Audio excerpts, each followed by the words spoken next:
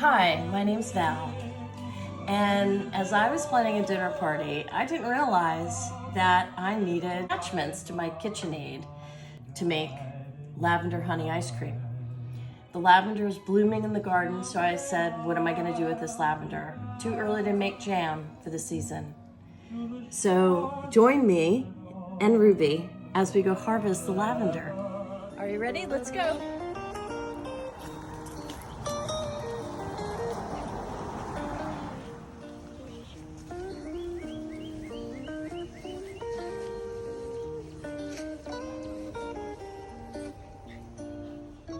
Smell that. It's amazing. So I'm going to get a variety of lavender because when I was Googling to see what type of lavender would be best, I couldn't find a recommendation. So I've got Spanish and English lavender in my garden. And look at these. They're just so beautiful. So fragrant. Beautiful. And I've let them sit for a little bit on the stem because they can dry on the stem but still maintain its color. So I'm just gonna cut a few more. We don't want, lavender's very strong in jams and things like that, so we're not gonna use too much. And it's really the steeping time in the cream and the milk that will give you the strength of the flavor. So let's go get the English lavender.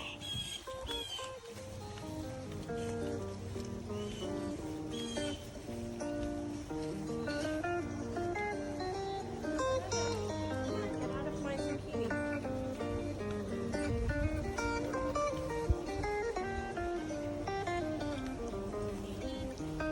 Look, the bees are harvesting pollen already from the lavender here. These look like honeybees, actually. They are. All right, so you can see that the color is a little bit different between the English and the Spanish lavender, but we're gonna get some.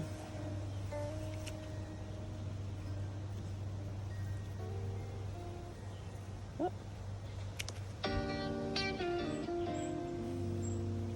Just so beautiful. I use the lavender in my jams that I start making in July when I go blueberry picking.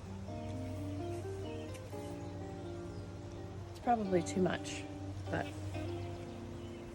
it's very, very pretty, isn't it? Smells fantastic. All right, here goes. Let's go to the kitchen.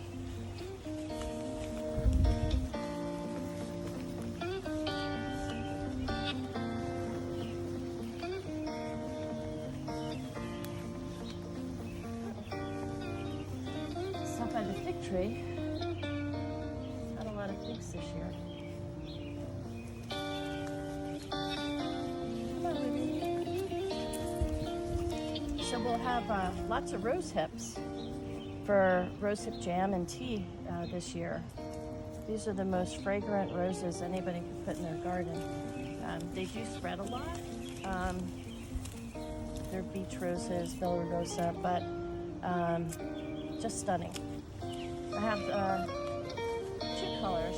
Probably have to cut this back. But look at that, beautiful. Ah, amazing smell all summer long.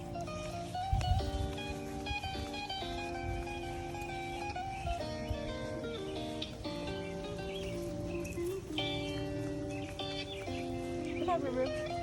Come on.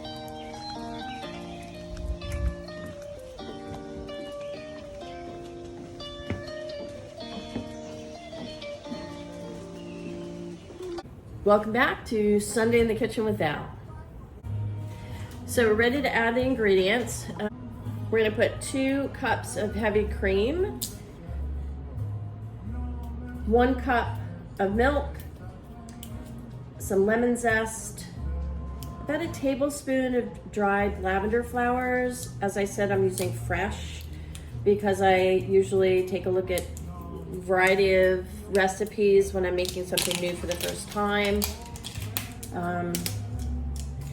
And so we're gonna also use yolks, 5 egg yolks, and then save the egg whites, perhaps maybe for some whipped cream later for the ice cream, but we're going to put in the 2 cups of heavy cream.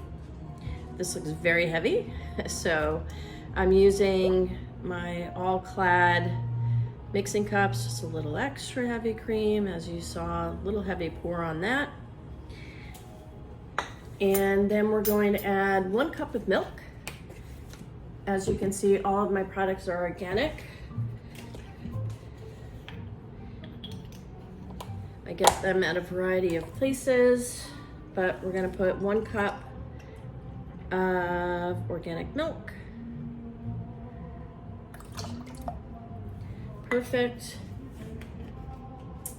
And then we're going to part the eggs.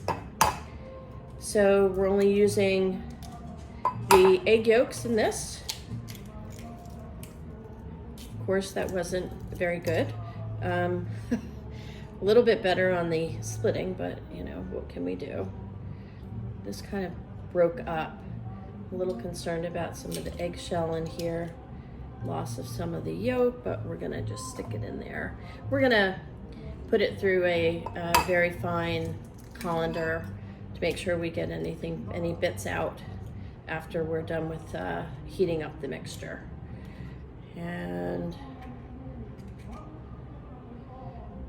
don't want to get a lot of the egg whites in there, so again, this egg yolk broke up, but there's some egg yolk left in there, so I'm thinking that we're okay. We'll clean up the egg whites in a bit. There we go. And usually, like I said, Sunday mornings is my time. It's my time to relax before, you know, my family wakes up, my mom, my partner, and of course, the dogs wake up, we get them fed and walk around the yard, take a look at how the gardens are doing, and just really have some, you know, downtime. And it's a time to be creative for me, working all week. For those of you that don't know, I'm a nurse. I work for a pharmaceutical company. I was a palliative care and hospice nurse at one point in my life, and you know, now you know, we're here and working in the kitchen, and that's how I really find my peace. I know growing up in Little Italy, my dad always talked about family dinners on Sundays. My cousin Ralph does family dinners on Sundays. Sometimes they work out on Saturdays with availability. Getting back to the recipe, so we have some we have some fresh lavender flowers, and we've got the heavy cream in there, 2 cups, 1 cup of milk. We're gonna put some, oh yeah, we need a 1/3 cup of organic honey. So All Clad has, you know, a great set of these. It's tablespoons and such, and 1/2 cup. This is actually a 1/3 cup, perfect for our recipe today. So we have some Brazilian organic honey. Look at that. It's just delicious. And it's not flavored honey, so it's just wild raw honey. I didn't want to put another flavor in because we were using the lavender. I didn't get just, you know, regular clover, or sometimes they have rose honey and things like that, but I ended up just plain honey. I'm sure it's probably just clover honey from Brazil, but that looks good. It's yummy. I think I'm gonna pour a little bit more in here because some of it is stuck. Look at that, gorgeous. Look at that color, it's so golden, just like those honeybees we saw this morning getting their nectar out of the lavender. So we're gonna put the zest back. So just to review, we've got 2 cups of the cream, we have 1 cup of milk, and we have a hefty serving of 1/3 of honey. And we're gonna put a little lemon zest in here. I don't want to take away from the lavender. I love vanilla lavender honey ice cream. Don't find it very often in an ice cream shop. I know my friend of mine used to own an ice cream shop up in Sandwich, Massachusetts, and I really wanted to talk to him before I did this today, but maybe he can critique me at the end. But again, so I don't know if you can see this on the zester. I'm going to get a little bit close to the camera. So there's not that much, just enough for some flavor. The recipe in the blog does call for a whole lemon zest. I used this lemon part of my dinner party last night, so I'm using it now. But I'm gonna seep these lavender stems in here. I'm gonna use 3 of the Spanish and a few of the English lavender stems. Thanks, Mom. Hey, Mom, have you ever had lavender ice cream? You looking forward to it? Good. All right. So I probably used too much lavender, as I always do. I love lavender. Some people don't like it so much. But it's just stunning. I do want to show you kind of what it looks like. I mean, it's just beautiful. I don't know if you can see it, but just with the milk and the lemon and the honey, can't wait to see what happens. So, yep, see you soon. So we have the ingredients in a medium-sized saucepan, of course, my all-clad saucepans. And the instruction in the blog is to stir this constantly. And I'm sorry we didn't get it, but as I began to stir, you could see how the honey just changed the color of the cream and the milk, and it blended. And right away I was like, oh my God, this is gonna be good. So we're supposed to get this on medium heat and stir constantly. I have my grandmother's Serrani spoon that I use in the kitchen just for the sentimental aspect of it.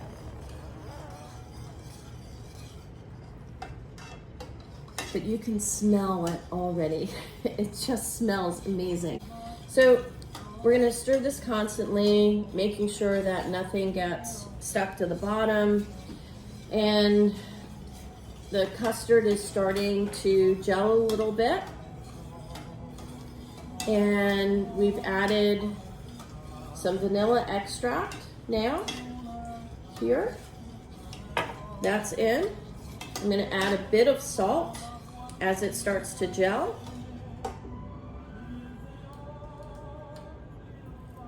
Perfect. And it's starting to get thick.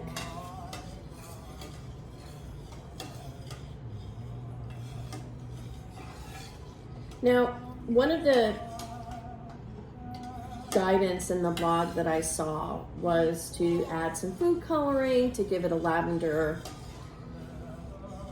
color to it. I'm not into food coloring unless it's from a natural source. I was starting to think last night, how could I use beet juice to color the ice cream? But I think just the creamy, beautiful color with a bit of the lavender flower coming through it. I know I'm supposed to strain it, which I will, but I'm hoping for some of the small, beautiful lavender flowers to come and stay within the ice cream after we even strain it. So we're supposed to stir this for about 4 minutes, waiting for it to thicken. And we'll come back when it's thick and we'll go through the straining process. So I'm gonna show you all why it's important to strain.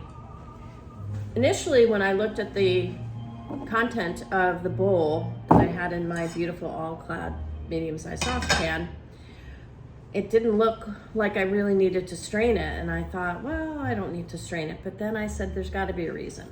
So, as you know, we've strained out the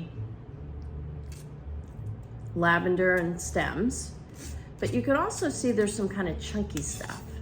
That's why the recipe said to whisk your egg yolks beforehand.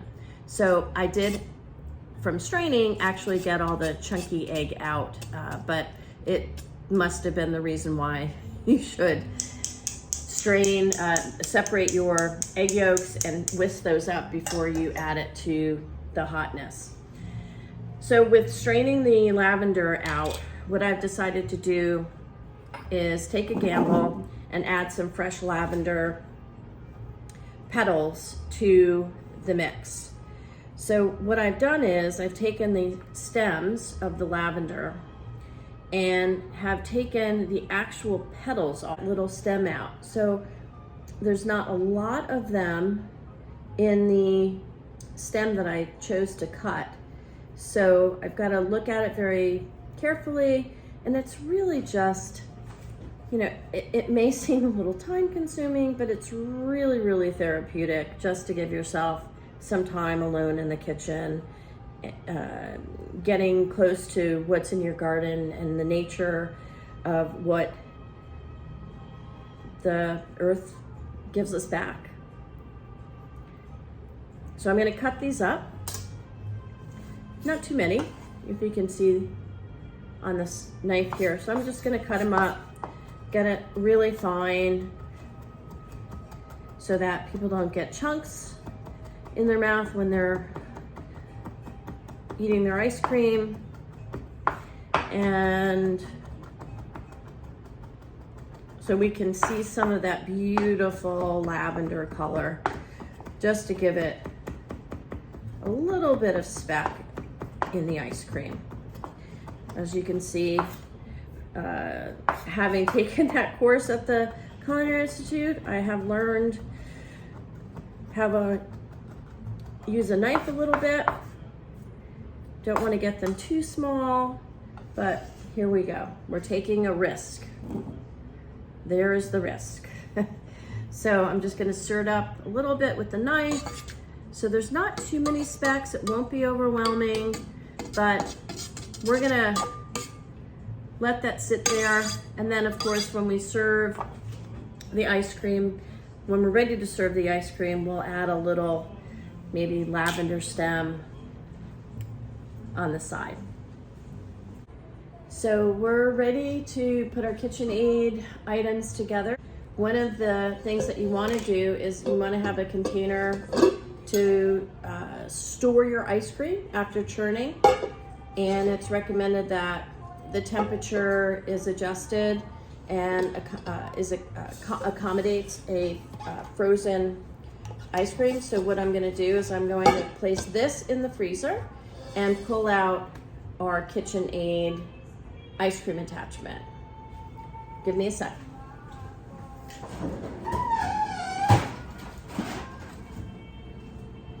So this has been, it's very cold and has been in the freezer overnight. I'm going to stick this in the freezer so that gets chilled. And we're going to put this, put the mixture in here. It's very, very, very cold. And this will set in the KitchenAid. One of the things about this particular item from KitchenAid, it's a large KitchenAid home device. And so what we'll do is we'll throw the mixture that's still a little bit too warm. So we're gonna set that aside, and we're going to wait until the mixture gets a little bit colder, and we're gonna stick this back in the freezer so it doesn't get too warm. So we're ready to put the ice cream batter into the attachment, ice cream attachment for the KitchenAid. We have assembled it, ready to go. So this container was in the freezer for 15 hours. So this mechanism up here is attached to the drive shaft, which will, once we raise the KitchenAid, will click in place and spin the ice cream. And we're going to lock it in place. So this is a 6-quart KitchenAid. So we're going to turn it off. I'm gonna plug it in. So let's hopefully this, so we're gonna place it on stir. And it is all, it's going. Pour the batter in.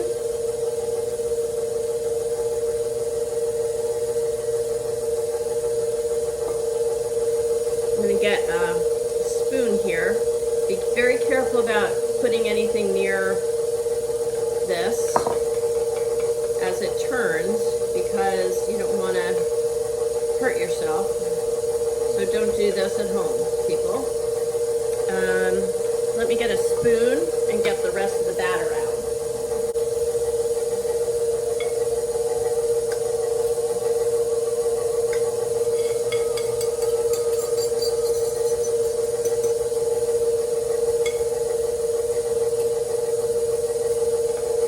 So this is my first time making this ice cream. I've got to figure out how to double the recipe, because it really doesn't look like it's going to be that much ice cream in here. And we'll come back when that's done. It's been spinning now for 30 minutes. The consistency looks pretty good. I'm gonna turn this off. I'm gonna disengage the shaft. I'm gonna unplug it for safety. Okay, it's unplugged. I'm gonna get the container out that we're storing the ice cream in. This is nice and cold. It's very cold. Gonna open it up. Some ice crystals inside, a little bit. And I'm gonna disengage this. All right, so I'm gonna take this off. This holds the dasher in. Look at that ice cream. So I'm just gonna take the ice cream off the dasher. This is a 2-quart container, but I think we only made about 1 quart of ice cream. So that's a little bit disappointing because all the neighbors want some. And Mom wants some too. But I think we'll all get a little dish, which is probably better for our waistline anyway, right? So here goes.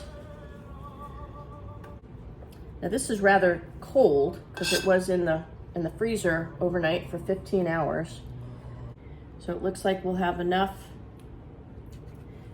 at least 1 quart of ice cream for a little taste. All right. Probably a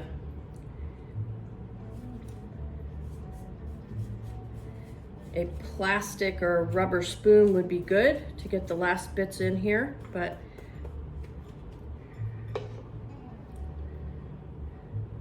see that color?